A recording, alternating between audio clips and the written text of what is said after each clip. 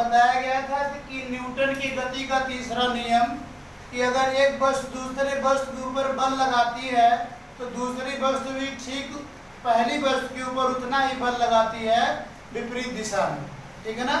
ठीक उसी प्रकार रेखीय संवेग संरक्षण का सिद्धांत यह है कि अगर एक वस्तु है, एक वस्तु के का जो संवेग परिवर्तन है, एक वस्तु का जो संवेग परिवर्तन है दूसरे वस्तु का भी संवेग परिवर्तन ठीक उतना ही होगा। मतलब जितना पहले वस्तु का संवेग परिवर्तन होगा उतना दूसरे का भी होगा। तो इसमें बताया गया कि दो पिंड हैं, एक पिंड का द्रव्यमान m1 है, दूसरे का m2 है, जिसका प्रारंभिक वेग जो है u1, u2 है, और दोनों जब आपस में टकरा जाते हैं जाकर के तो टकराने के बाद उनका वेग v1 और v2 हो जाता है। ठीक है ना।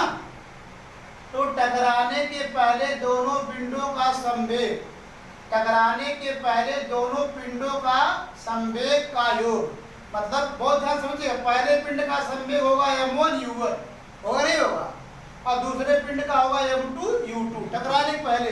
तो यहाँ पे क्या कर रहा है, टकराने के पहले दोनों पिंडों का संवेग का योग, मतलब दोनों पिंडों के संवेग का योग जोड़ देंगे तो पहले का होगा m1 u1 और धन m2 u2। संवेग बराबर होता है द्रव्यमान गुणे वेग। ये बताया जाता है जब कोई गतिशील वस्तु गतिमान, जब कोई वस्तु गतिमान होती है तो उस समय उसका जो द्रव्यमान होता है और वेग के गुणनफल को संवेग कहते हैं। तो फिर से समझिएगा, टकराने के पहले पिंड का जो है संवेग होगा m1 u1 और दूसरे पिंड का होगा m2 u2, और टकराने के बाद पहले पिंड का संवेग होगा m1 v1, वेग बदल जा रहा है, और दूसरे का होगा m2 v2।